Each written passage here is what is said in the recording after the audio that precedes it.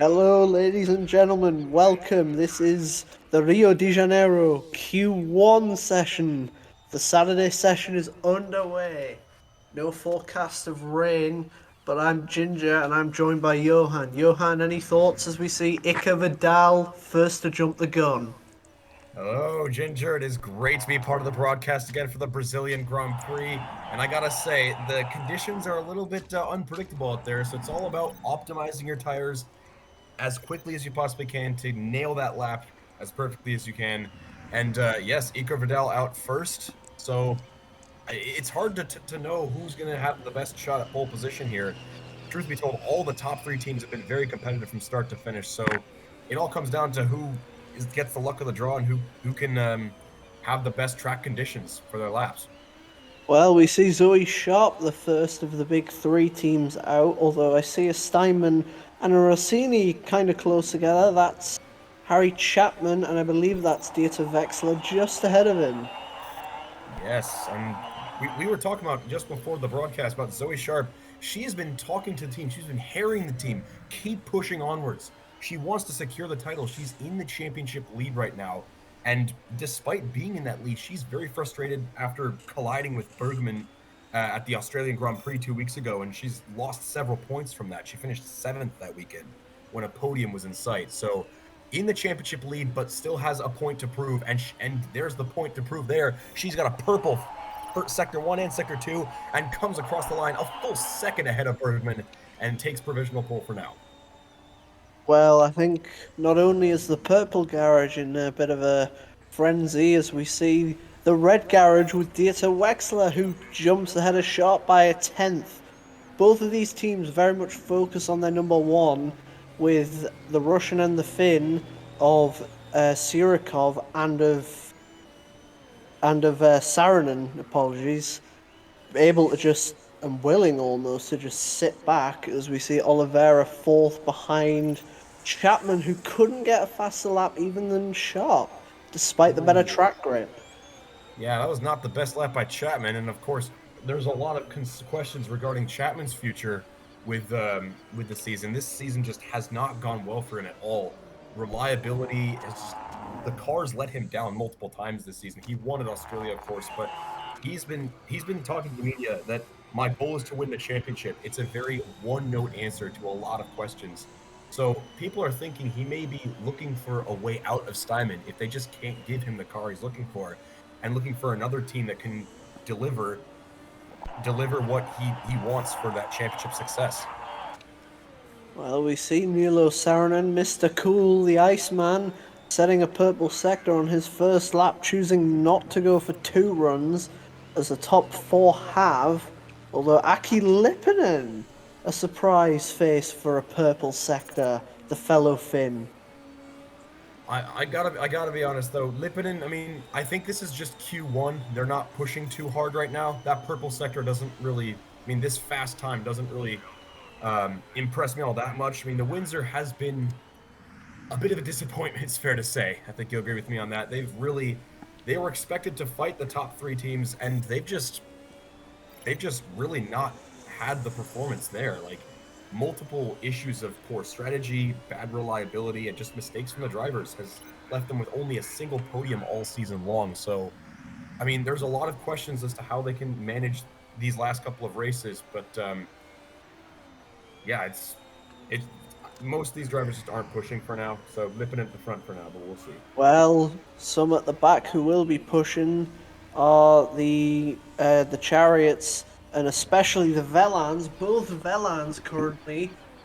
And yes, both Velans will survive Q1, a big one for them, in desperate need of some points, with both Cortosi, an ART, and a and crucially a chariot, Jeremy Woodford running wide in his only lap. He is now at the back with Aki Lippinen, who did set that provisional pole, ahead of Wexler, Chapman, Sharp, Saarinen, and Oliveira to round out the top six.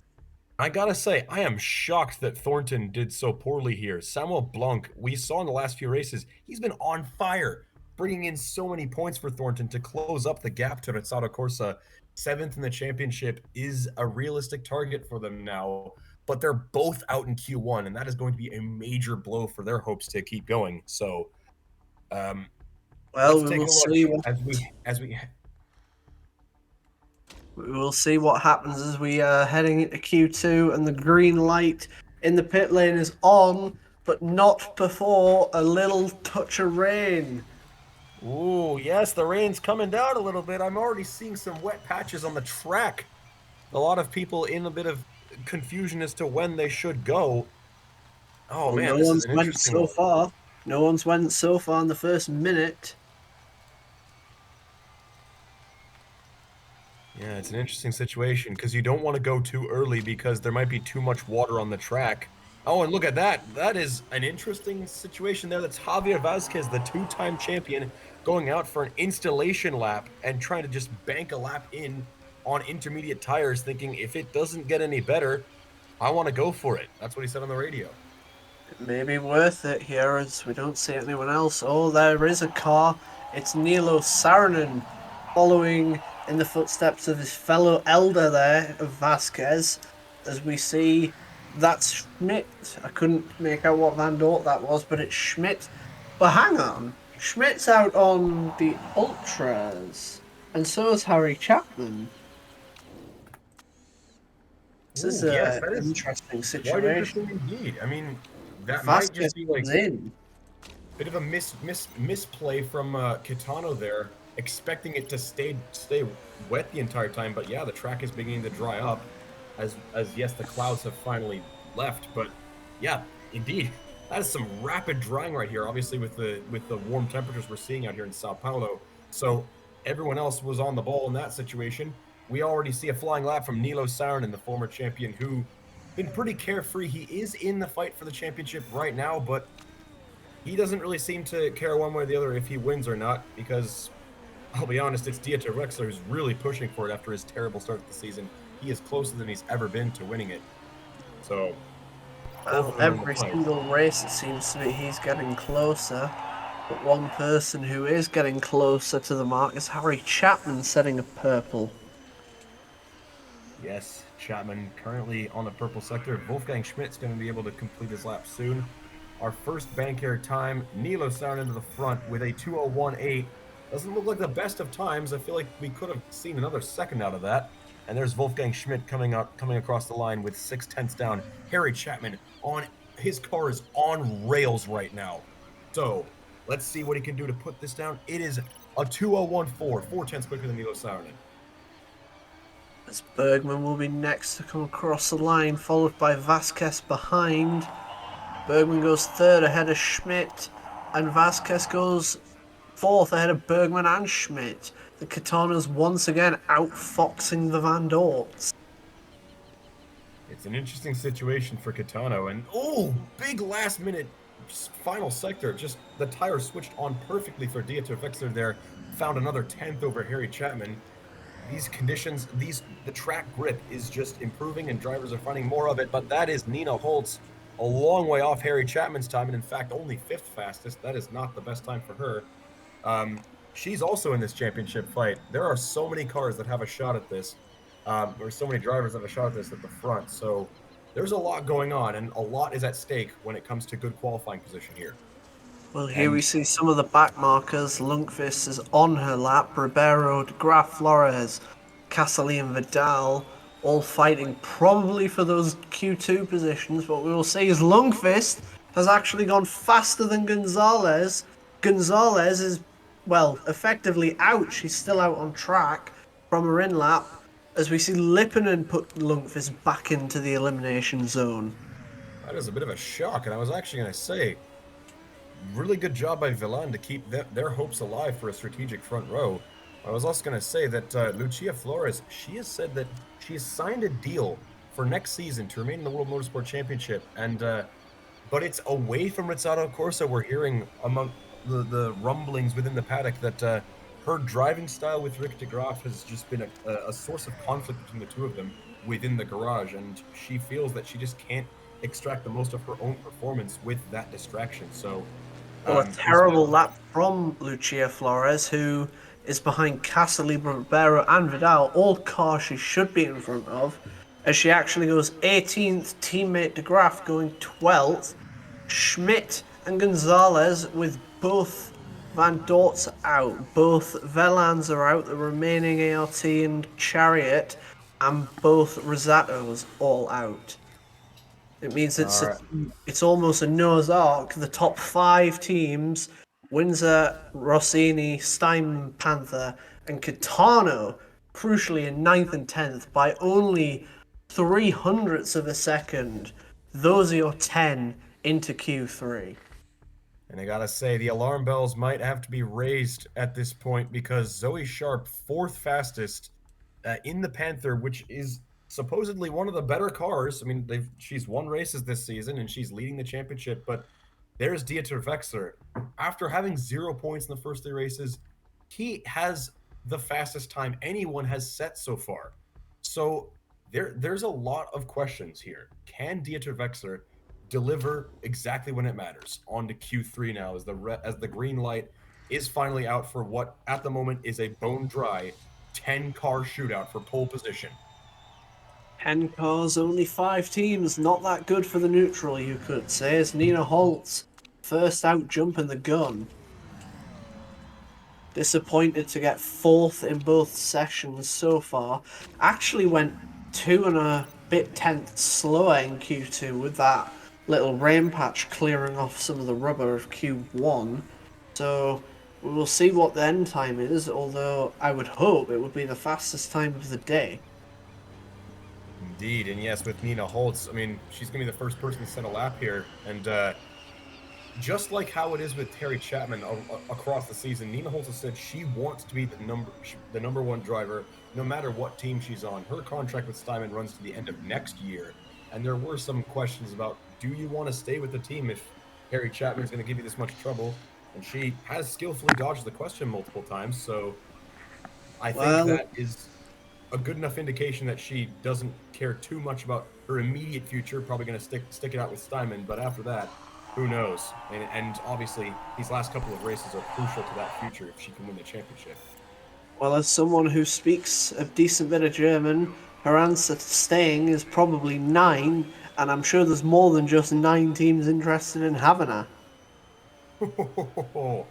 That is probably a big letter of intent then, if Nina Holtz could find her way to another team that wants to make its way towards the front and can already get good results as it stands. But right now, that was a purple Sector 1 and Sector 2 for Holtz, albeit without any other the front drivers doing laps. And Holtz comes to the front with a 2:01.5, about a tenth off of Wexler's top time. That's much better, as Dieter Wexler got a purple first sector, but Chapman going even quicker. Lipponen actually set a purple sector 2 there, so he is keeping in touch at least with Nina Holtz. As we see, he's about even, goes 5 and a bit hundredths faster, and then, of course, Wexler gets spoiled the fun. 4/10 clear. 2:01.1. That is a huge track evolution there for Q3. We've already found 7 tenths on Q1. Oh, 2 minutes flat, 0.9 from Harry Chapman. Oh boy, the second run is going to be an absolute cinematic experience here. Chapman, Wexler, they are going to be battling for pole position to the bitter end here, as Nilo Saarinen will be the last person. Third! Surikov, who was the 9th runner, only 8, 1 full second off Chapman. Vasquez actually got ahead, and Oliveira as well with a poor lap. As, what's that on the camera screen? That looks like rain to me. It might be a tiny patch, though. I don't think it's going to matter too much when it comes to secondary runs. I mean, it's going to probably wash away a little bit of the grip. And there you see, that's Ana Oliveira on wet tires.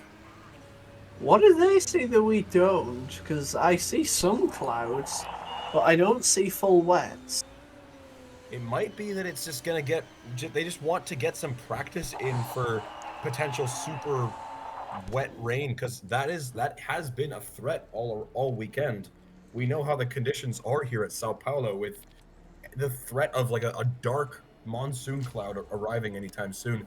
You want to prepare for wet tires as soon as you can. So these guys, just with nothing to lose, are just taking advantage of what's left in the session to get some installation laps in.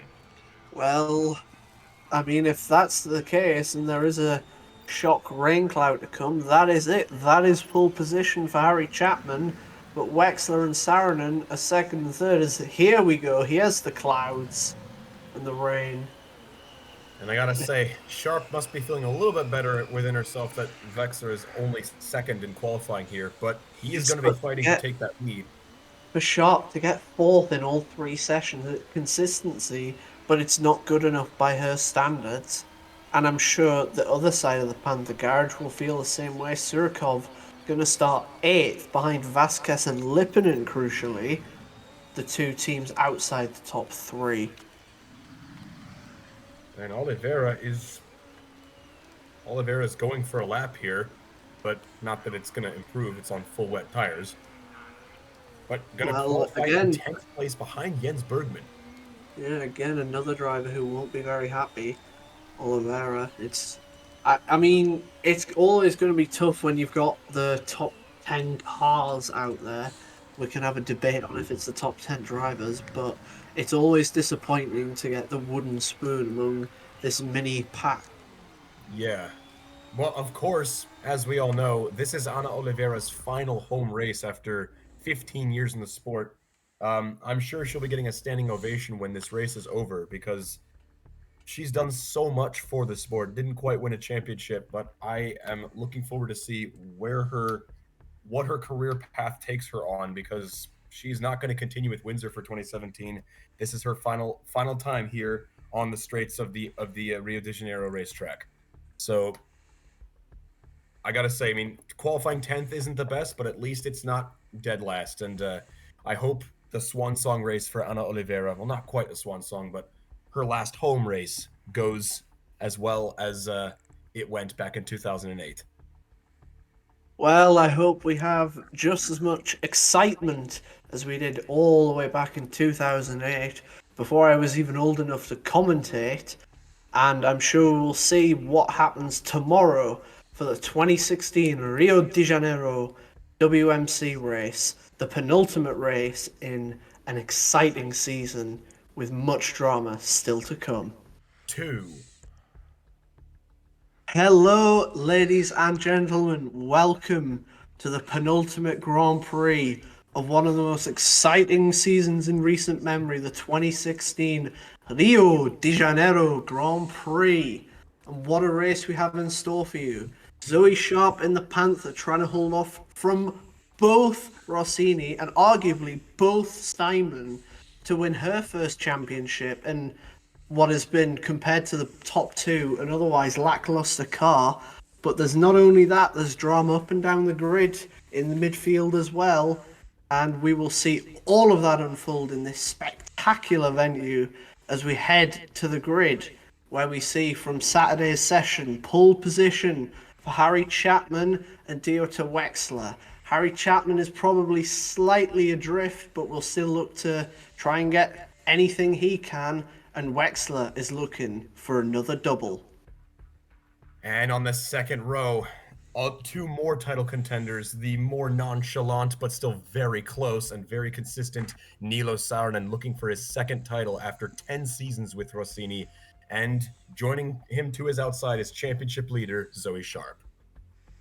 Row 3, a touch of surprise here as we see Aki Lipponen ahead of a Steinman and a Panther, and he is directly ahead of the second Steinman of Nina Holtz, who is also still well within reach of the double.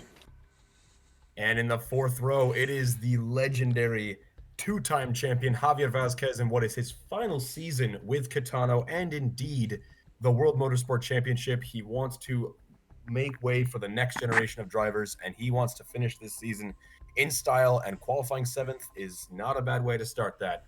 Joining him to his outside is Nikolai Surikov, going to stick around with Panther next season, but he has had a lot of balance issues with the car, and we'll see if he can get on better than his qualifying position here at Rio. Jens Bergman lines up ninth, the very suitable replacement for Jenny North and Vasquez throughout the season. And he may only be 18th, but he's had some pretty good results. And ahead of, well, he is ahead of, excuse me, Ana Oliveira, the first driver to get fined at this week's Rio de Janeiro Grand Prix, so inundated with autographs and photographs that she was actually 35 seconds late to the final formation, and she is P10, the last of Q3. Hopefully, she can make up for the fine and for the fans. Indeed, this is her last race here. But on row 6, it's the strategic front row. And I gotta say, we have some interesting strategic choices here with Wolfgang Schmidt of the anonymous but still decently competitive Van Dort team. He wants to help them get better for 2017, and joining him is the flying Rick de Graaf. This man has set the motorsport world alight, and a lot of teams are looking for his signature in the coming years. He starts 12th place. Both of these guys have ultra soft tires. Two drivers, two different attitudes coming into this one. Siri Lundqvist in the Velan in do or die mode. They are the only team yet to score and are looming with an APS relegation. And she actually out-qualifies Maria Gonzalez, who, alongside Van Dort, has had a okay but unimpressive season, and once again an okay but unimpressive grid slot of P14. And in row 8, we have the Asia Road Racing driver of Ricky Casserly, whose future is widely unknown. He has said almost nothing about what he's going to do next year. There's a lot of questions as to whether or not he will stay with the team, or they're hotly promising third driver, Kiyohisa Bashir, will get the promotion instead. But he currently lines up in 15th, the better of the two ARTs, and joining him is the other Velan driver in do or die mode. It's Esteban Ribeiro, also looking to secure his future for the World Motorsport Championship. On to row 9, one driver again happy on the left side of the grid, one not so. Ike Vidal said he was perfectly fine with P17 in his underwhelming chariot, but someone who is not fine with P18 is Lucia Flores, who has just had it with Rosado, completely unsuitable car for her, and she's despising them day by day. Will be looking to move in the future, I'm sure, and hopefully she can move higher than P18. And in the 10th row, it is the Cortosi Corsa driver of Prachuap Atia. I gotta say, this man has done a pretty impressive job holding on to some reasonably good drives over the season. As we all remember, he had that absolutely horrifying preseason testing crash where his entire face was wrapped in was burned almost, and he was able to recover from that early injury, and he's done really well for himself. But unfortunately, I don't know if it's well enough for him to remain in the WMC for next season. He's said as much. He wants to find a drive, but he's unsure if anybody else can offer him something. But joining him in 20th place is the far less inspiring, in my personal opinion, Alejandro Moreno. Those that checkbook that he offers to Thornton must be helpful for them, but 20th place is unimpressive for him. Nor is 21st for his teammate Samuel Blanc, who cost himself probably a Q2 position with his run wide. He's had an impressive season so far, P14 in the championship. Can he get anywhere near that ahead of Singajono Hamrun of ART, another driver looking for a move up the grid, but there's only so many seats, and he'll have to impress from a lackluster P22 on the grid. And the back row of the grid, this is a place you really do not want to be in. It's Coffee Coro. He is virtually a near certainty to remain with Cortosi Corsa, and I don't see anything that would have him leave this team. He loves this. He loves the people. He loves the culture. He's going to stick with them for next season. But the absolute back, it is Jeremy Woodford. He needs to find his way up the grid, and with the chariot, that's looking a little bit unlikely. But as we go on to the starting grid, or the start of this brilliant race, we have 5 drivers still in mathematical contention, 4 realistic possibilities for it. It is 1 light, 2 lights, 3 lights, 4 lights, 5 lights, pause, And it's lights out, and away we go. Harry Chapman gets away well, but so does Dieter Wechsler, who takes the lead immediately into turn 1. A great start for Dieter Wechsler as Vasquez makes 2 positions up in the opening lap, as Maria Gonzalez also getting up, while Schmidt getting up to 8th place. A great start for both Van Dort drivers. That was a really good launch control for both of them. And also Vidal up to 16th, Ribeiro dropping to 18th. Both Villans not having a great start there. The do-or-die mentality just isn't working out for them right now, but it is Dieter Wechsler. That was a sterling jump off the line. He saw that opportunity to turn 1 and made it work. He takes the lead over Harry Chapman with Nilo Saarinen in 3rd. And Sharp is 4th, Vasquez up to 5th. Great start for him. Lippinen 6th. Oh, but look at that. We have more overtaking. It's Ana Oliveira passing Nikolai Surkov for 9th, and the crowd is going mad. This is her final race, and she wants to make it special. Surkov trying to fight back around the outside, and he does! Oh, that was incredible. Oh, man. Tried to push Oliveira a little bit too hard, and she smoked her tires in defending. But wow, Dieter Wechsler, Harry Chapman, Nilo Saarinen, Zoe Sharp, Javier Vasquez is the top 5 as the curse is activated after a hectic first lap. Well, a bad lap 1 for Nina Holtz as well, who is 7th behind Vasquez and Lippinen, not where she wants to be if she's trying to claim a title. Indeed We not. see that the Ultras are definitely working here. I know they don't have the best shelf life, but even Lucia Flores is now 15th, as we're seeing Lippinen. But there's Holtz, and Holtz makes a move. But Lippinen trying to keep the inside line for the next hairpin and gets it. Stays sick. That was some close moves there as De Graaf just launched himself clear of Jens Bergman. Indeed, we do have an ultra super split here. All the supers drivers are off of the ultras drivers. There's Siri Lundqvist passing Maria Gonzalez and trying to make a move on Jens Bergman. That was some good work from the Velan driver. So much stuff going on in these first few laps. Well, Velan needing it, so Lundqvist will very much feel the pressure as Bergman uses some curves to get away from Velan. And Surikov passing Schmidt for P8. That's important for his hopes to get a better result. I don't think it's going to be much better than 8th, though. Lippin is doing a good job. There's Nina Holtz sending it back to the inside. She's now back into 6th place. Can she make a move on Javier Vasquez? It looks like she might. Oh, but Vasquez covered off the inside line before it was too late. And that move might have cost Nina Holtz coming up to the pit straight here. She doesn't quite have the distance, nor the curves, nor the ERS even to make it work. Off goes Nikolai Surkov. Forced off the track by Wolfgang Schmidt, so the stewards might be looking into that later, but that was some nice defense work, as meanwhile, Dieter Wechsler's good start was helpful, but it might not be enough as we approach lap 4. Harry Chapman still right on the gearbox of him, trying to find a way around. I mean, obviously, I think, barring some miracle, this might be the end of Harry Chapman's hopes for the championship, as look at that, Siri Lundqvist in the 12th place. I think Lundqvist already made the overtake. That was a defensive move, but it was still a good defensive move on the fellow Swede. Bergman down to 13th, and Gonzalez puts him down to 14th now. Not the start that that Kitano wanted. However, the other Kitano is in 5th, exactly the start that Javier Vasquez would have wanted. I think he may be overcooking these tires a little bit. That might be, as we see around down the inside, great dive bomb maneuver for Harry Chapman, who takes the lead back. Will Dieter Wechsler strike back into the long sweeping right-hander and tries to make a move down into the hairpin? Doesn't look like it's going to happen yet, but Harry Chapman has the lead for now. Wechsler is a patient man. He knows when to pick his moves as he looks to be using some curves to...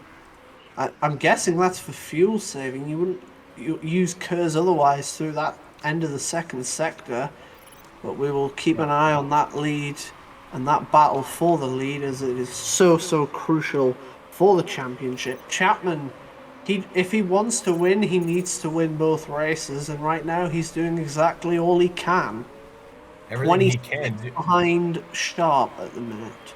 As it stands, he would literally be mathematically eligible on tie breaks with the fastest lap point as it stands But yeah, Nina Holtz managing to pass Javier Vasquez, whose tires are really starting to fall off very badly here. Lippinen and Schmidt both trying to go for it. There goes Wolfgang Schmidt to the inside of Aki Lippinen and goes and gets the move done. That was some great work by the German.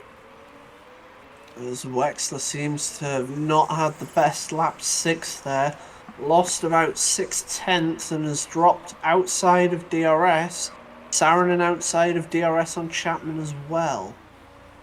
I'm hearing from our pit lane reporters, the team radio, Dieter Wexler says it's graining, undrivable in the front left. That is not good news for the Rossini man. He's only gaining 6 points on Sharp, but as long as he's gaining points, that should be good enough.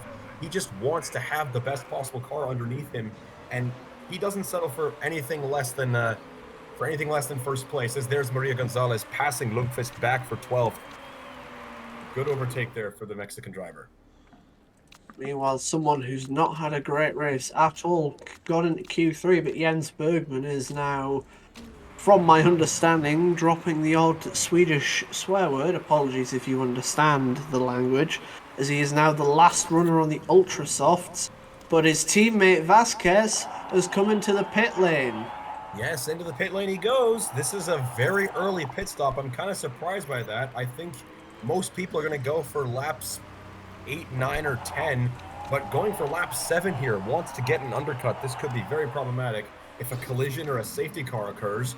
But yes, Javier Vasquez wants to go. Indeed, Zoe Sharp has crashed. Oh no! It's the nightmare scenario for Panther, and it's dreamland for Rossini as the Tifosi go wild, as well as for Steinman. That is brilliant, not just for Rossini, indeed. Oh my, Zoe Sharp. That is the worst possible place to crash your car. Oh man, she is just dejected as the emergency services recover it. But Harry Chapman, he's just been told Sharp crashed. He nearly went wide on that information. Well, he is now even further mathematically in it, but crucially, as we see the Tifosi are still elated, it's a 1-2 in the championship between Wexler and Saarinen. And of course, that would mean that they would be massive favourites going into Yas Marina to win the Constructors as well. Yeah, they basically have it by default if they're first and second, but they just got to keep doing what they're doing and hold on to it. Oh my goodness me, commentators curse Ginger. I had no idea. It seems that she just hooked the right rear tire and lost it into the wall and just hit it tail first. But oh man, championship implications before the first stint is even over. Well, her native language is English, so I can certainly understand what she's saying. What? Oh my god! This is unbelievable! Harry Chapman's engine's blown up on the pit straight on the final turn. I am lost for words. Oh my god! It's a Steinman out. The Tifosi are crying. I see the scenes. They are actually crying at this development. As Wexler and Saarinen are now 1-2 in the race, 1-2 in the drivers, and Rossini are going to win it potentially. Well, we'll have to see what Nina Holtz has, because she is basically the only other person left at this rate, because we've just lost 2 front runners. We're going to have to pull up the graphic again because they still haven't stopped. And indeed, it is Wexler and Saarinen, Nina Holtz and Zoe Sharp still mathematically in it, but oh my god, it would have to be an absolutely disastrous meltdown for Rossini to lose this. In fact, a 1-2 as it stands would lead to them winning it today, but also 2 retirements. I'm just seeing on that graphic, Velan P10 are currently in the points with Lundqvist. That I'm not sure if that's enough to guarantee their safety, though, because obviously we have ART, Cherry, and all the others. They have multiple points. It isn't now, as we see Lundqvist having to fight Flores back for 10th. Flores wants to keep those points for herself. As the Grap has just overtaken Surkov for P7, P6 even. That was crazy. Yeah, crazy though. I feel like it also could be explained with the Q2 tire rule. A little bit of a controversial one as it stands, but Surikov having almost nothing left on his tires, and Vasquez, there he DeGraff had goes with some left, fresher and he was able to make tires. the move done. Fresher tires, Vasquez. Yep, Vasquez up to 13th, and he's already almost clear of every other super soft runner. And indeed, we have people in the pit lane. That's Vexler, Holtz, and the others. Vasquez is clear of them all, except for Dieter Vexler, who's going ultras. He's got ultra soft tires. He's still ahead of Javier Vasquez. He's going to pull miles away with that now. Oliveira came in as well for the supers. As it stands, we have Schmidt, Lipinen, and De Graaf second, third, and fourth. Who would have put their money on that result? I gotta say, this may have been a bit of a misplay on Kitano's part. Like, they wanted to go for an undercut. I feel like they may have missed that the ultra soft tires might have been a more viable play at this point in the race, because now they're just gonna get absolutely swallowed up. Because they got the Lipinen in. The Finns are both in, and so is the Swede of Siri Lundqvist, who was P8 on the road there, actually, I think, before she came in, with all the pit stops having been made. As we see, everybody that didn't make Q3 is now in the lead of this race, but Vexler is going to clear through them relatively quick. He's already back up to 6th. He's gonna end up catching Surikov up before he pits at this rate. Surikov going pretty long alongside Schmidt, De Graaf, and Gonzalez and Flores. As we see, Nina Holtz is trying to make a move on Nilo Saarinen. She's got the ultras as opposed to Saarinen supers. That might be what we're looking for. Oh, what a move there! Holtz makes it past Saarinen, is going to be provisionally third, will be second though, because Vasquez's tires are dead, and he will be bleeding down the field pretty soon. Well, they're not quite dead yet, but they are definitely rubbered in, and they are a compound weaker than Holtz. So we'll have to see. As some good defending from the Spaniard to the German, as Saarinen looking to make a move back on Holtz. Puts the nose up the inside, but can't do much with it. Meanwhile, we have an interesting top 5 with both Van Dort and both Rosato. Well, not for too long though. There's Schmidt and De Graaf coming in, and Maria Gonzalez. Who else but Maria Gonzalez doing another lap on those old ultras from the start of the race? She's still in the lead, but I think it will be the end of this straight by the time Vexler passes. Vasquez is trying to fight Nilo Saarinen. It may be too little too late, though, to fight it. He's trying to do it. Saarinen holds the line. As Wexler retakes the lead over Gonzalez, we see that Ricky Castle is P6, Samuel Blanc is P8. This is certainly becoming a race of all races, isn't it? With those two shocked early retirements. Sharp crashing and Chapman having another engine failure. I think that just guarantees he will not be with Simon next season. We've heard rumors that he said Windsor have good tire management. He's mentioned that in a few press conferences. So that might be an indication of a team he's looking at. But good Lord. Well, I'll be honest, I'm kind of... It's a little bit of an interesting... situation, because we need to rely on a Rossini meltdown for this championship to remain interesting, be it this race or next race, because, I mean, Nina Holtz does put herself in good position with a second place right now, but 15 points back on Vexler, that's going to require a miracle on her part. It is still possible, but it is significantly less competitive between the teams than we expected. We saw Surikov getting 11th, and he's coming up to this, now 6-car battle as Bergman uses Kerr's triple overtake. Oh, no, my not goodness quite. Me. Oliveira defends a triple. Two drivers, Oliveira being one of them. Well, yes, Blanc and Schmidt both losing out to Oliveira and Bergman.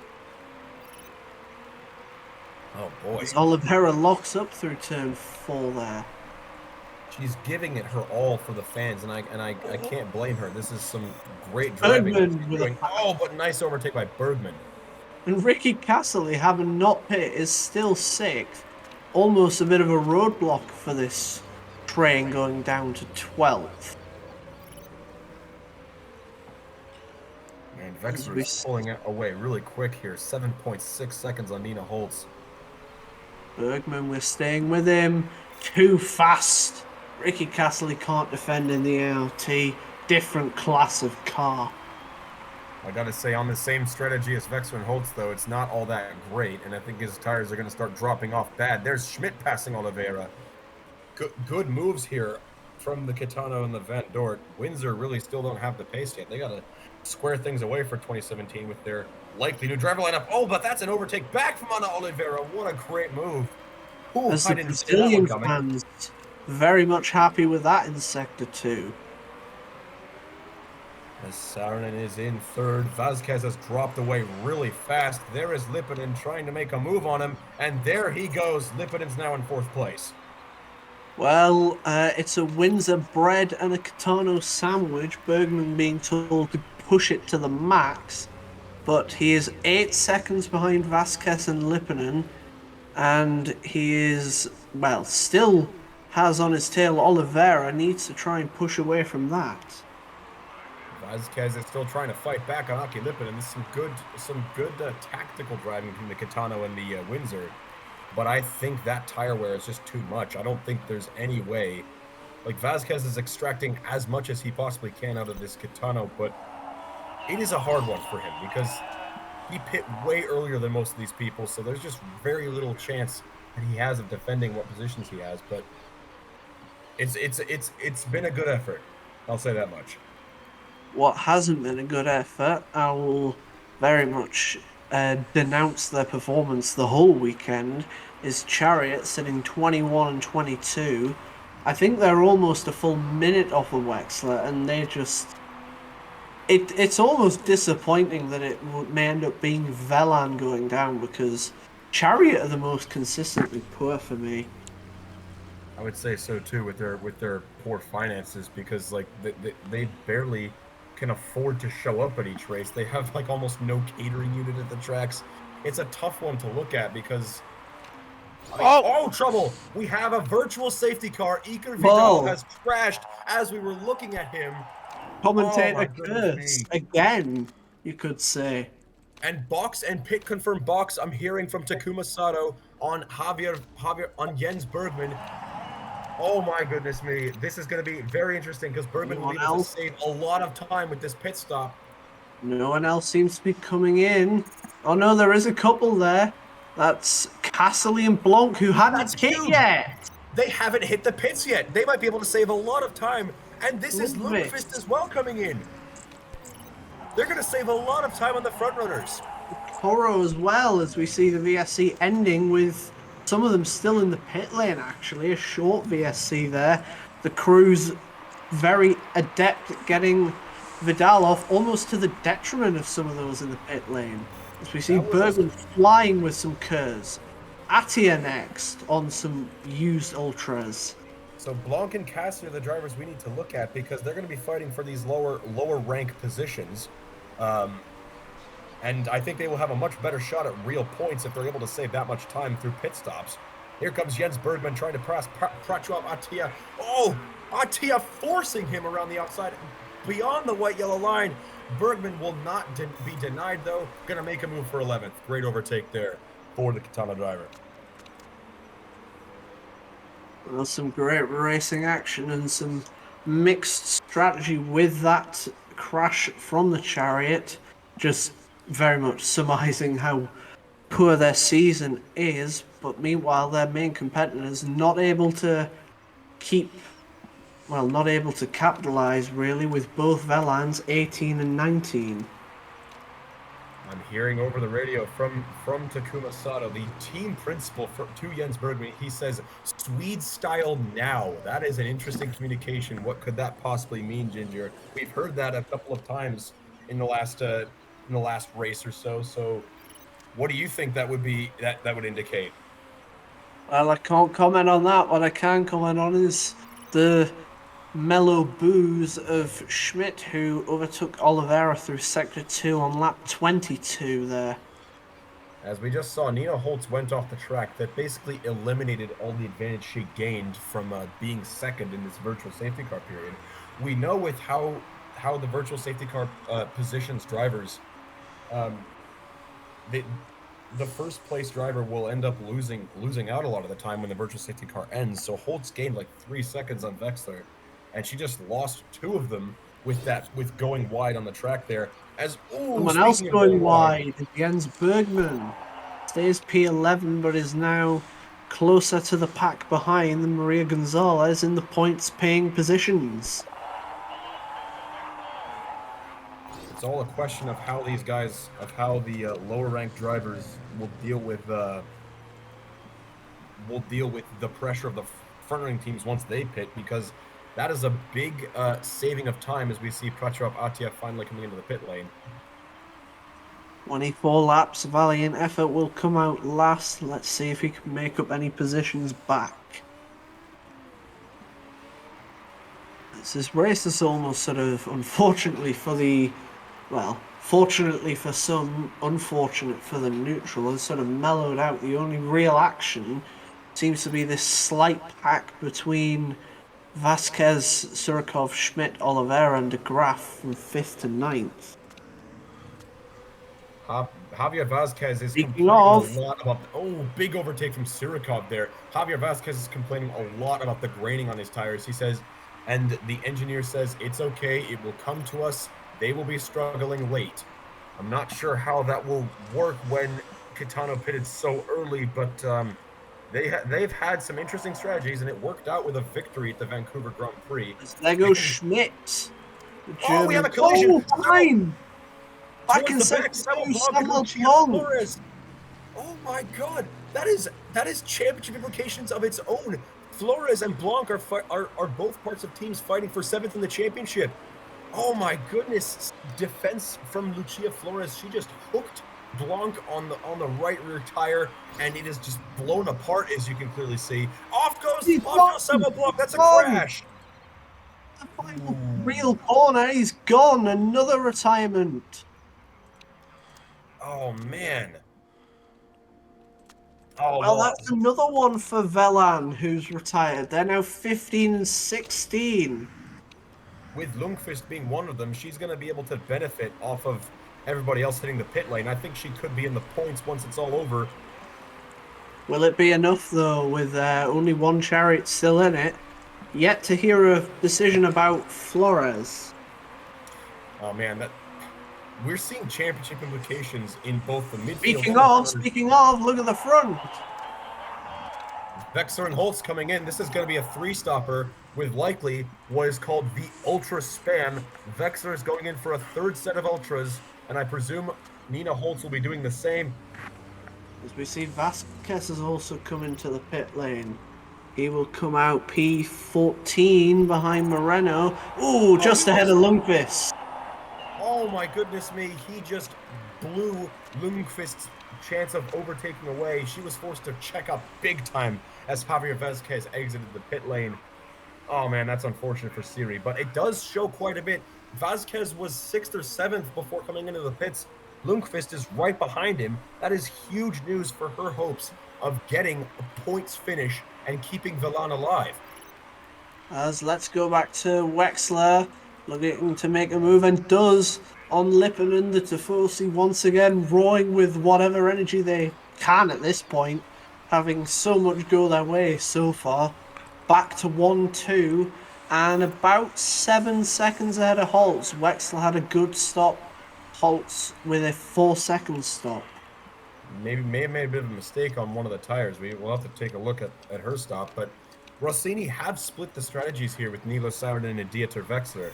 Saarinen wanted to go middle compound early, midway through this race.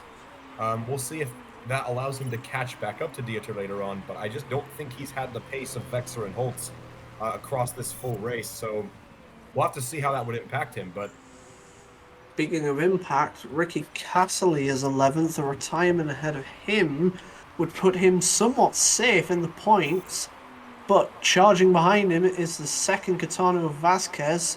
As we see Moreno in the pit lane, he locked up and has to come in maybe a lap or two earlier than he would have wanted.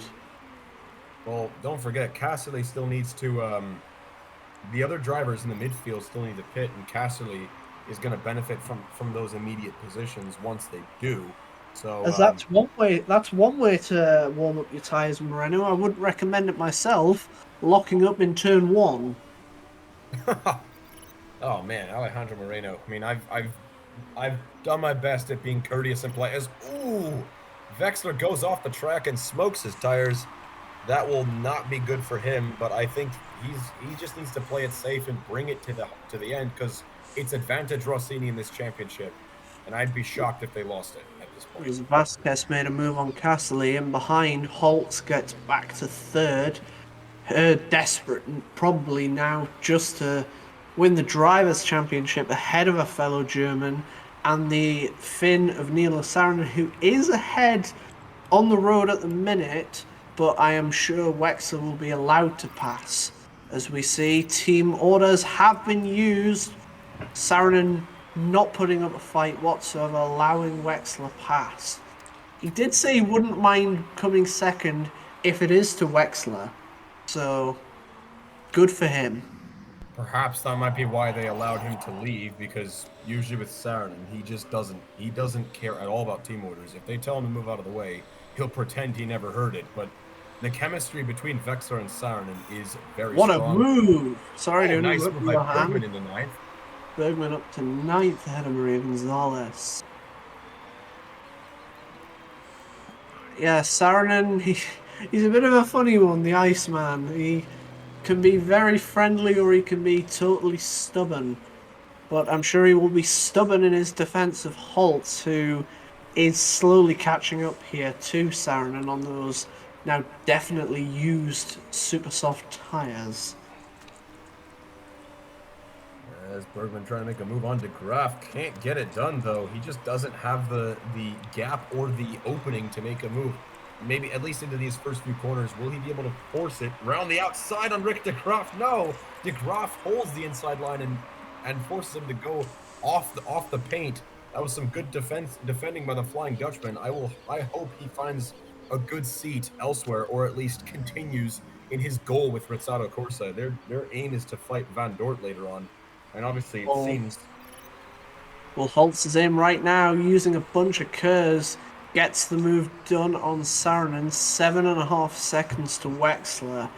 You'd think Wexler has the margin, but we will see, as this race has been chaotic, as we see Oliveira in the pits for, yes, the final time, you would think, going on a second set of supers.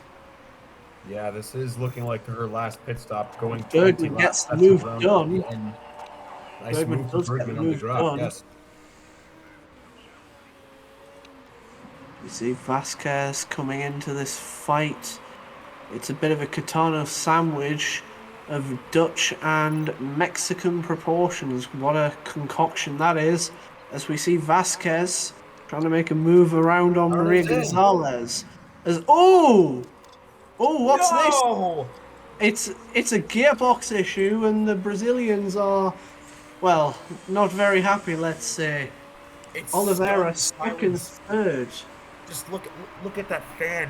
He is exemplifying the mood, as we see on broadcast. Ana Oliveira, that is the end of her tenure as a Brazilian Grand Prix driver here at the Brazilian Grand Prix. Oh no, that is just a really unfortunate way to end your time. I mean, she may not be in the best car, but she's still in a decent car, and I would have loved for her to have at least finished her last race here at Sao Paulo. And there she is. She's gotten out of the car, and she has. And look at her. She is just beside herself with guys.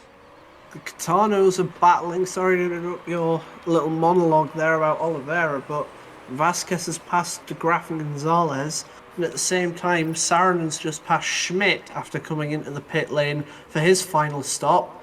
Careful, guys! I know it's a bit of fun for you, but you're putting your front wings very close. As Lipponen comes in for his final stop. Oh, or is it? He comes out on the ultra soft. De Graaf behind him, also on the ultra soft. Yes, I was gonna say we just saw an absolutely beautiful shot of Ana Oliveira bringing out a huge Brazilian flag that she stowed away from within her car, and she is waving it with relentless passion, and it's a standing ovation from the crowd, just as we expected. Bravo, and thank you, Ana, for everything you've done in the last 15 years. Well, maybe she has more time to sign some autographs now that she's not completed the final third of the race.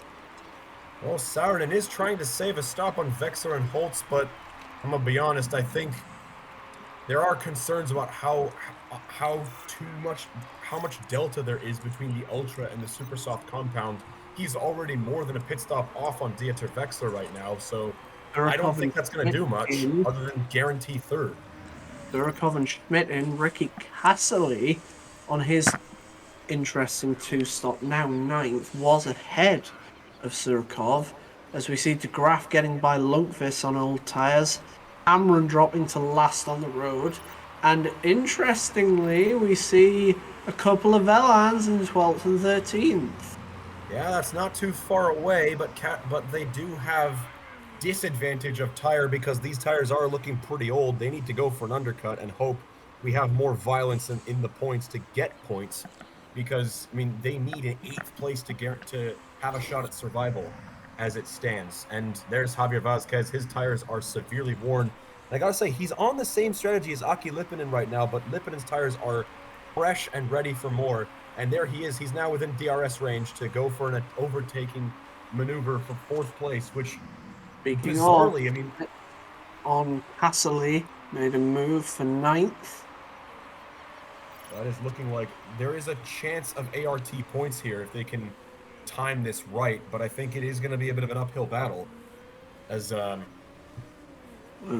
Lipinen. of a battle, we're seeing Vasquez defending just about, has depleted the battery there, but Lippinen's still on his tail. Around the outside, not quite. Down into the second straight. Can he get it? Yes, he can. Forcing it around the outside. Great move by Aki Lipinen. Gonzalez and Ribeiro both in. And that brings him up to 14th. And guess who that is in 11th? Siri Lundqvist. I don't think she's going to be able to get the points, though. It's just too far back. And I was also going to say, with Lipinen now in 4th place, this is bizarrely a pretty normal position for Windsor to be in with their car. But it's still the 2nd best result they've gotten all season with how poor their season's been. He's 8th in the championship with no hope of 7th. And yet they still cannot close up on Kitano, who are behind them in 5th and 6th. Although both are slightly jittery, I think is the correct turn of phrase, in terms of their tyres. They're both saying they want to come in on lap 40. I mean, they do have the margin to do that, but it will be down to their team principal and their race engineers to decide. Yeah, we'll see. It's going to be a bit of an interesting situation they can hold on to this, as there is Nikolai Surikov easily clearing Jens Bergman for 6th. I gotta say, Surikov should be much further up the field than he is. 6th place is not really acceptable for a Panther, even if it's a secondary one. Rick de Graaf locked up through Sector 2, as both Kitano stay out for lap 40. I think both engineers had to turn their headphones off there, because I think they were sort of inferring they actually wanted to come in on that lap 39, but both are being scheduled in for lap 40 now. With Vazquez's tires extremely worn, they are visibly delaminated. I can actually see the edge of the tread. That is a bit of a bizarre one for Rio, as there's Lundqvist coming out in P17. They don't have enough ultras to go to the end of this race. Wexler undercut on Nina Holtz on his 4th and final set of ultra soft. What can Holtz do? We see, well, Wexler's already gained half a second through Sector 1. The undercut does work pretty well when it's the ultra softs here, as we see that Vasquez did come in on lap 40. Bergman increasingly tetchy in his language, not coming in on lap 40 despite having a gap to do so. As, oh no, that's not good. Velan is out. Esteban Ribeiro. Out of the race. Ricky Castley coming into the pit. He's going to come out. Is it ahead? It is ahead of teammate Hamron in 16th, but with fresher tyres. Interestingly, chose the super soft for that stint, as we see Nina Holtz coming in.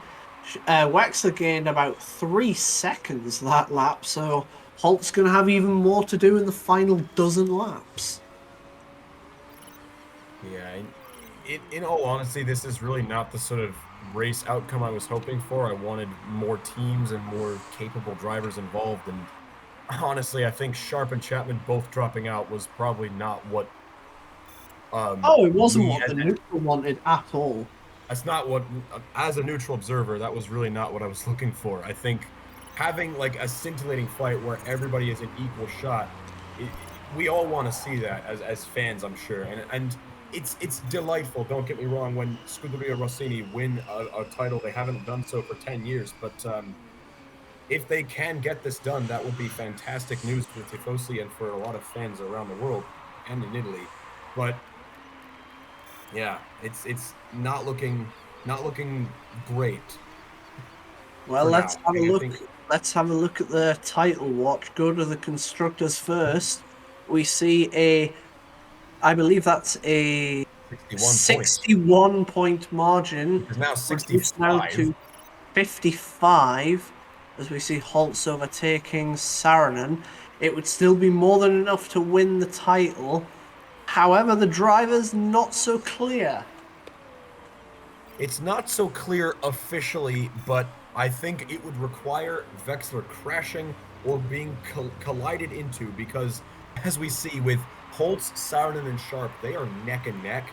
And I think that would be so much more of an exciting like storyline to follow if it was for first with a equal emphasis on all of them. But Vexler does have the advantage, and it would be nice to see him win another title. Well, Wexler can always sit back. He only needs a P5, really, if he can maintain this 14-second lead, as we see potentially the final pit stop of the race. Rick de Graaf for Rosado Corsa. He's actually going to come out, well, in a bit of a no man's land in 10th, looking to try and get his way back up. We're We see hearing the from the pit. Cortosi. We're hearing from the pit lane, at least from the team radio of Kitano. Big push. Show them your talents to both drivers. I'm sure that probably has more. That resonates more with Bergman than it does with Vasquez. I mean, he's shown people his talents for the last 17 years. Like, I don't know what else you want from him. As Wolfgang Schmidt goes off the track, that'll help Javier Vasquez pursuit. Well, another pursuit to keep an eye on is Ricky Castley in 11th. Won't do anything for now, as he probably, well, you would think he wouldn't catch up to Graf, but this race has been chaotic enough. Anything is still possible with, that's 8 laps to go, as Wexler will round the final corner. He's finally going to get a chance to lap someone soon enough with Attia. And indeed, I was going to say that a lot of the drivers midway through the points, Lippinen, Surikov, and Schmidt in particular, are in need of another pit stop, actually, because their ultras are supremely worn. Lippinen's are 11 laps old. They're approaching the end of their life. Surikov and Schmidt, probably a similar story, unless Schmidt can somehow get an extra 7 laps out of these tires, which I think is unlikely, as indeed, there goes Gonzalez for her final pit stop for what is the vastly popular super spam strategy. And Schmidt is getting caught up by Vasquez at an alarming rate for Schmidt. And Castley just manages to hold on to 10th. But will it last? As we see Woodford in, Vasquez ahead of Schmidt. The Van Dorts once again falling to the Catano charge. If Van Dort can actually pass Catano here for what would be P4, that would be a pretty nice move. But unlikely, indeed, though. It's unlikely, but I think he needs to switch these tires on fast if he wants to make an overtake on Javier Vasquez. Speaking of overtake, Maria Gonzalez, fresh tires. Only went 8 laps on those previous tires. Didn't think she could make it to the end, but I'm sure she can make it to the end in the points as it stands ahead of Castley. That's a nice overtake for 10th, and that denies ART points. I would have loved to have seen with Moreno that nice virtual safety car intervention, points from ART or Villan, but it doesn't look like it's going to happen at this point. Well, we saw Moreno in coming 17th. As the Lundqvist isn't that far behind Ricky Castley, although he is falling away. As here come Lipinen and Surikov. Could this be Castley's chance? Probably not, I as he's don't about think so. 40 No, seconds no behind. chance. Nowhere. Schmidt in as well, although I will tell you that this does benefit Javier Vasquez, who's, as it stands, is going to be best of the rest. Yeah, he's going to be in fourth place. He's going to be in fourth place, a good 55 seconds away from Dieter Wechsler. And I got to be honest. And it's going to be not. more. Maybe not, as he runs wide about 2.5 seconds there. Going deep on that corner. Thankfully, he didn't bin it. That would have been just the irony of this race. We see De Graaf, who's had a pretty chill race, all things considered, sitting 8th, is probably too far away for either Van Dort to catch up, although I'm sure they'll be fine in 9th and 10th. It's points as points. Well, I gotta say, with that mistake, we can't rule out Aki Lipinen just yet. He's gained 1.8 seconds in that last lap, though he needs to be careful of overheating the tires because fourth place is going to be important for both of these guys. And I think Kitano just want to secure P5 in the championship, or P4 in the championship, sorry, and in any which way they can. And 34 points is a gap that seems nigh on impossible for these guys to clear. Ooh, careful, Jens. That's the second mistake. If this keeps going, Lipinen and maybe even Surikov could catch him up in time. Well, I hope he doesn't make any more mistakes because I've heard from the team radio, Bergman, keep going. Good work. Bring it home. We have something for you after this race. If it's a nice little present or gift, any more mistakes, they could potentially take that gift away in the after party. Well, we'll see, as there's only 3 laps to go. I gotta say, Lipinen is close. He is not far away at all. We see Wechsler has lapped 3 drivers, looking to lap a 4th of Coro, who's had a unfortunately average race, I would say, for both Kotosis. It's not been what they were looking for, that's for sure. And 3 seconds and 3 laps. This is going to be very on the edge. Lipinen dumping some curves to make it more likely that he does it. It's going to be on the last lap, I think, if there's anything is going to happen with this. But there's a possibility of it still. Well, as we're going to probably stick with this battle, it looks to be the closest battle among those in the points. It's only Coro and Hamrin, though, but I think that's just going to be an automatic overtake given the compound difference. But you never know. Hamrin could unleash some big defensive maneuvers. 2 laps to go. Less than 2 seconds here. Any mistake from Javier Vasquez will give Aki Lipinen a shot. Well, I'm sure that Lipinen will want the grandest mistake possible, called libinning it. I'm sure he would very much appreciate that in the final 2 laps.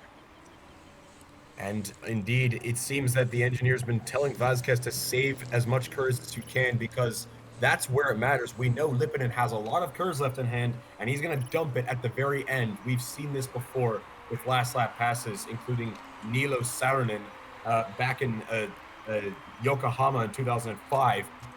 Meanwhile, as we approach the final lap, this went about as wonderfully as it could possibly have gone for Scuderia Rossini, and this man in particular. We all remember how those first 3 races went. Dieter Wechsler said, "I'm not meant for success," after that miserable start, but he kept his head down. Scuderia Rossini kept their head down, and it has just been win, win, win, over and over again. Eat, sleep, win, repeat. Dieter Wechsler wins here at Rio with Nina Holtz in second, and Nilo Saarinen completing 3rd place. Ladies and gentlemen, Scuderia Rossini are your World Constructors Champions of 2016. But it's not over yet, folks. We have a battle for 4th place between Aki Lipinen and Javier Vasquez, the old and the current. Who is it going to be? This might be Vasquez's last big battle of his career before he lets go of his seat. There is one last shot. Who's it going to be? Who gets the curse first? Lippinen dumps it first. It's going to be a battle to the line. Can Lippinen make it work? It's a photo finish. Oh my goodness. They're Lippinen saying made it over the Lippinen has line. it. They're saying Lippinen has it, but that will surely go to review. We're going to have to review that. As we Oh see my Sturkov in goodness. 6th. And we have the review in already, ladies and gentlemen, by 300th of a second. Lippinen got him. Wow. That is a tremendous last push for those extra 2 points for Windsor. And I gotta say, remember what we were saying about Chapman's occasional good remark about Windsor? Imagine what he can do in a situation like that. I mean, with the engine failure from Steinman, I think he's going to be looking at Windsor with great interest in the offseason. Well, Ladies indeed, and as we saw that the Van Dorts, after a meh race and a meh season, with all the chaos in front of them, managed to actually round out the points in 9th and 10th, and working our way up the Flying Dutchman Rick de Graaf. Another impressive result in a meh car of Rosato. He gets 8th ahead of and behind Bergman and Surikov in a Catano sandwich behind Vasquez, who we saw lose out to Lippinen. But your top 3, Nilo Saarinen, Nina Holtz, and Dieter Wexler wins to keep his title dreams alive and very much in full swing. But once again, a reminder, Rossini, pending the stewards' scrutineering, are indeed your Constructors' Champions for the first time in a long time. And I was going to say, Rick de Graaf has just, I mean, that 8th place result does basically ensure that Thornton will not overhaul them. So I guess good work, Lucia Flores, in a cursed way. It worked out. And indeed, scrutineering has just finished. No issues. Dieter Wexler wins. Scuderia Rossini, world champions. And what's this? I've just been handed a memo from one of our producers, a whole radio exchange between Takuma Sato, the team principal of Kitano, and Jens Bergman. P7. Jens, how would you like to work for us next year? Well, I'm sure he very much would, but the thing I want to point out, look at the change bar.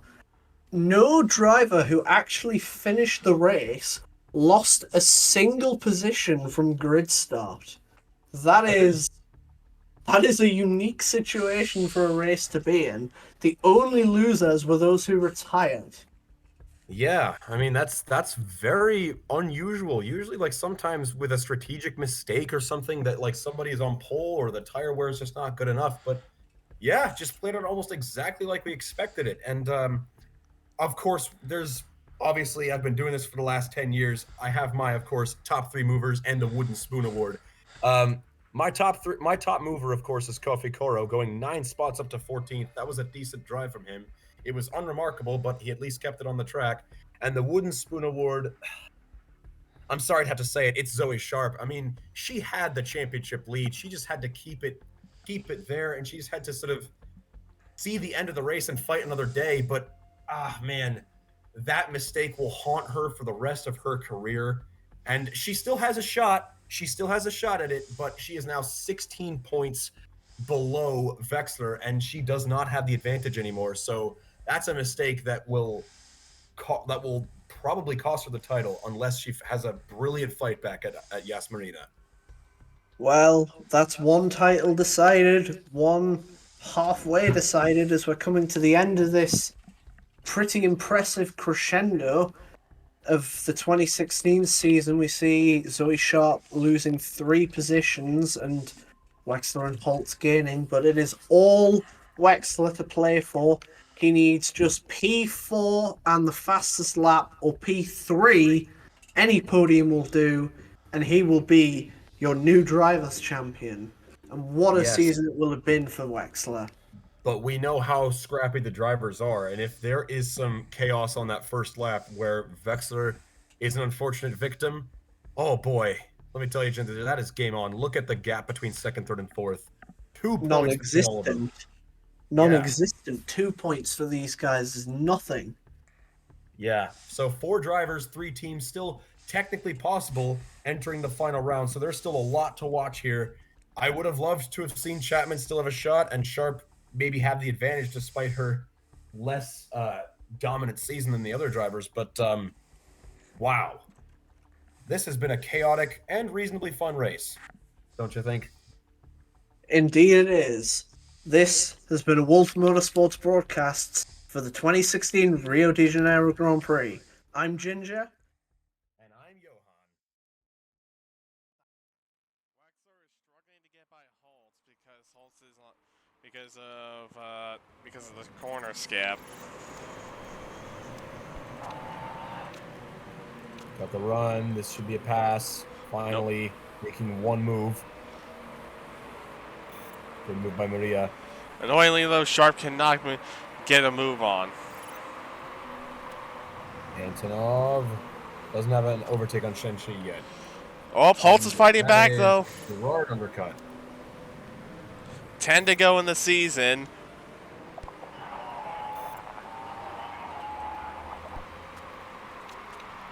I think it's going to be advantage Gerard. No, advantage Sharif. Oh, Gerard manages to get ahead of Holtz is pitting. Antonov. Finally, we're clear of Santa Ana. All the leaders both pit at the same time. Sorry now leads. Sorry and okay. Here's the running order. Massive overtake. 6th. Final round of stops for the front runners now. And the situation is Sarian leads, Sharp second, Lippin at third, Wexler fourth on Fresh Supers, Holtz fifth. So that is the situation. Wexler though is less than 10 seconds is 7 seconds off the lead, is 6 seconds off the leader. So if anything's gonna happen, he would need to collide with somebody right now, and he would need to collide with someone like right now, or his car dies. Yeah, it would have to be a collision that would end this championship for him. And finally, a pass for Banana on 16th. Antonov is top 5. Wexler passed Lippin up to third.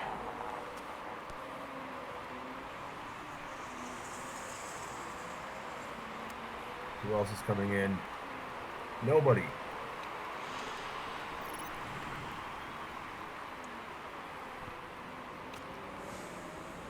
Oh, Wexler's out! He's out! Oh my god. He crashed! What? He crashed! He crashed! He crashed! No way! It happened! Holtz! Okay, no, we are live calling the last hour. And he's off! He's off! He's off! He should be winning the title, but instead he's off! Oh my god! The championship implications of this! What on earth are we seeing? Nina Holtz is catching on the supers with Saarinen and Sharp fighting. It is now a 3-horse race with 7 laps to go. Oh my goodness. And right now it is Nilo Saarinen with the advantage. The Tifosi are in stunned silence. But Saarinen, all of a sudden, he needs to be on prime behavior, defending everything with everything he's got. Well, this is certainly a situation for the Tifosi. They're happy that Saarinen could win his second ever title, but they are devastated for Wexler, the only retirement of the race, and it's come so late on. I know enough German to say that we can't broadcast any of his radio messages at the minute. He is just so furious with himself. He had a chance for number 5, and he's completely blown it here. That is just that is the worst way to lose it too. Like when when it's a near certainty that you're going to get it, and you just lose the car. I haven't been this disappointed since Shrek 4. That is such a shame. I will admit I am not a Shrek fan, so I can't relate. But what I can relate to is Wexler's sheer anger. I mean, he's clapping the Tifosi as he's finally getting into his pit box, but he can't believe it. Meanwhile, there's more championship implications. Here comes Nina Holtz trying to make a move on Aki Lippanen. She needs to keep with him in this dirty section of the track. If you get it wrong, you lose a lot of time. Looks like she was able to get it done that time. She needs to set up a run, and she doesn't have it yet. Oh, but the pressure could make Lippanen crack. He's an... And we have a collision towards the back. It's further Siri back. Lundqvist and Alejandro Moreno. Any significant damage? It doesn't appear to be so. Just a love tap that Lundqvist is under investigation for. Holtz is We through. go back. Holtz is through. Siri Lundqvist penalty. And look at that. There's Zoe Sharp. But Nina Holtz, it won't be done with just Zoe Sharp. She needs Saarinen as well. And I gotta say, some people have been talking about what Nina Holtz has been doing to prepare herself for this season. She has taken paint off of her helmet to reduce the weight that she has in the race. She slept in a different bed from her husband. It is the preparations she has done to have a shot at this title have been relentless. And there's the overtake. She's in a second. One more position, and she will be the championship leader. Well, the baton may pass from one German to the other. I'm sure Saarinen will hope it passes from one Rossini to the other, as the Tifosi are biting their nails, whatever nails they may have left, they are biting them firmly off. Saarinen's tyres are so old that he's going to have to pull out a miracle with 5 and a sector laps to go. The good thing about this is that he does have leverage with that chicane, because if you get it wrong, you lose so much time. And if Saarinen can at least force Holtz through that, then he will still have a fighting chance. Oh, big getaway for Nilo Saarinen in the final corner. That's going to help. 5 laps to go. Any one of these 3 drivers could win the championship. It all comes down to who's in front. Well, the favourite surely shifts to Holtz, who's drifting away from Sharp, but Holtz needs to get past Saarinen. There's no other way of putting it. So we're hearing Becker having some issues locking up on his tyres. As we see Chapman looking from within the Steinman pit garage, he hasn't been feeling all that great. He had the flu and just didn't have any performance in the free practice sessions. Here comes Nina Holtz. She is going to take the lead of the championship and the race. Ladies and gentlemen, what are we seeing? Before the chicane, that is huge news for Nina. It is, and the 9-point lead is, well, at the moment insurmountable if Saarinen can't get back past, which is going to be a tremendous ask with Holtz's relatively fresh tyres. Steinman may win it here on the strategy they've implemented. Yes, and but obviously we can't rest on our laurels yet, because she can't. At least she can't, because we see in that final little horseshoe corner, there is a possibility of the gravel trap. Like the gravel trap, it's so unforgiving that you will lose a lot of time if you hit it. So it's not over yet for her by any stretch of the imagination, guys. Well, it will be a hell of an effort coming from the wooden spoon of Saturday to become world champion. I checked yesterday, and I think the best odds you were finding was 60-1 for Nina Holtz to win the championship. But she doesn't care, because right now she's in dreamland, and she is at the moment set to win the World Motorsport Championship. I will admit I do have an account on DraftKings, only to lurk. I would not promote sports betting, but I did see among the bets for the championship, Holtz did have a plus 1,000 odds. So it's for the Europeans there. How For the Europeans there, that's 100-1. Yeah, some people having different odds and different sites, but I mean, can you imagine what the people who put money on Holtz are feeling right now? She's now 3 seconds clear of Nilo Saarinen, but that's not enough if she makes a mistake in the chicane skip. in the chicane skip corner, as it's commonly known, or in the horseshoe, where she could hit the gravel trap and lose all of her momentum and lose the championship with it. Well, it's only 3 to go, but it could be the most nervous 3 laps that she's ever driven before. She won't want to make a mistake now. There's Nico Holtz, Nina's husband, sitting nervously in the pit garage for her. She has never won a World Motorsport Championship title before. And as you mentioned, from last place, I can't imagine what she is feeling right now. How scared she is of screwing this up, because there is no one to blame but yourself if you screw it up at this point. I just think you just can't think about that when you're in that position. You've just got to put your foot to the floor and get the car home, personally. You can't... If you're going to be scared, you're going to crash. You just can't do that in that situation that Holtz now finds herself in. As we see a little bit further down the grid, we do have points coming from Samuel Blanc. At least he's going to get P9. It's not going to be enough to overhaul Rizzato, but it's still going to be something a little bit of a consolation prizes. Here we have Zoe Sharp trying to make a move on Milo Saarinen. Couldn't do it, but she still has a run. She's got the DRS open and the KERS. She's doing everything she can to be in that prime position to benefit, but Saarinen holds the inside line, guarding it with every last inch of his body.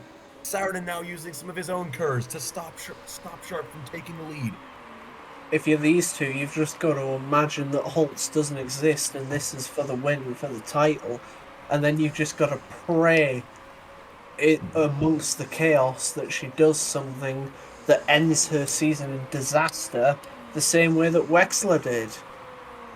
Well, it would still be a 12th German championship no matter what happens. I mean, well, actually, only if Holtz wins the title, but oh boy, here comes Zoe Sharp trying to make a move again on Milo Saarinen. These guys better not collide, because if they do, that is championship for Holtz. And in the nuclear scenario, Saarinen gets a slingshot. Saarinen forced Sharp onto the dirty side of the chicane, and that is going to be game over for her hopes of taking second. Holtz through the hairpin for the penultimate time. Hopefully for the penultimate time, as she comes down the pit straight. They're loading the firework guns. They are still loading them with the black, the red, and the yellow of the German flag, only this time with the extra blue instead of the red for the Steinman instead of the Rossini. Yeah, I would hate for them to have to do this too early, because then all those fireworks can't be fired, because they've already loaded them, they've already charged them. It would make no sense to do it for Saarinen being a champion. But I gotta tell you, from last on the grid, no one thought this was possible yesterday. But here we are 46 laps later, with Nina Holtz in the lead and with the advantage. And at the start of the season, many people said she was finished. She had no chance against the 3-time champion Harry Chapman. He's done really well this season, but the car's let him down. The car has not let Nina Holtz down, though. She's been consistent, and she's benefited exactly where it mattered. And this strategy has been unbelievable from the Steinman pit wall. I am just thoroughly impressed. But ladies and gentlemen, this could be the greatest comeback in the history of Grand Prix racing. Around the final turn, she is going to do it. Ladies and gentlemen, Nina Holtz is your World Motorsport champion. And despite all the adversity, the Steinman are going to do it. They couldn't do it for the teams, but Nina Holtz has done it. She has indeed, and Nilo Saarinen is going to take second, and Zoe Sharp is going to be third, and Lippinen fourth, Surikov fifth, Oliveira sixth, Pascal Becker, not a bad deputizing for Harry Chapman in seventh, and ladies and gentlemen, for the final time in their respective careers after 17 years both in this sport, Javier Vazquez and Jenny North complete the checkered flag in 8th and 9th, and that I gotta say, hats off to both of them. World Motorsport champions they are, and it has been a great season with Kitano and with their new, vibrant team principal to pass the torch on to the new generation. And Samuel Blanc rounds out the points overall for this season in 10th place in the Thornton. Another quiet, unassuming but impressive result. But here she is for the in-lap as we see the chariots, the wooden spoons once again. Nina Holtz, pending scrutineering, however, is your world champion. Unbelievable. Just sensational. There is no other word that fits this. I mean, look at the Steinman pit garage. They were just dejected. Like the team's championship, they'd lost it. The drivers was their only hope, and Nina is not exactly the best driver in critical situations, but man, Held she on. couldn't have made that count better when it did. Yep, she held on. And the scrutineers are they are checking every car as fast as they can. And we have word, it's official, from last to first, Nina Holtz, World Motorsport Champion. Quite simply, the most stunning moment, potentially in the history of motorsports, at least in the history of motorsports this century. I can't remember any moment quite like it. You could argue that Adelaide, all the way back in the 80s, was. I can't Yes. remember which driver it was, but Between that. Antoine Leclerc, Danilo Pereira, and Winston Margit. Yes, back in '86 when Winston Margit had the puncture and Antoine Leclerc was able to take his second title. But man, it's been a long time since we've had anything on that level. This is just an unbelievable moment for the sport in general. I really hope something like this just elevates the sport to new heights because it really deserves it after all the uncertainty of the leadership change that this whole organization has gone through.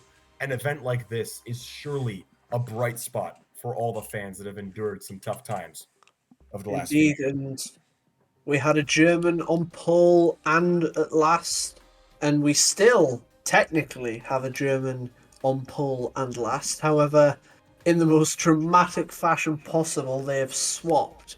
And I'm also hearing through my intercom, Nina Holtz was the only driver out of the top 5 to have not led after any round until now, the moment where it matters. Just like Dieter Wechsler in 2010, she was a dark horse. She swooped in and got it at the last possible moment.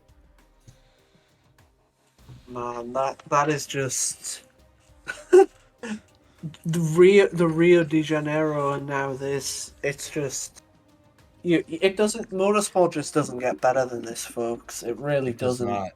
But And that said, I hope it can be as exciting, probably not more exciting, but at least on par as we look towards 2017. With that, of course, being a dramatic finale.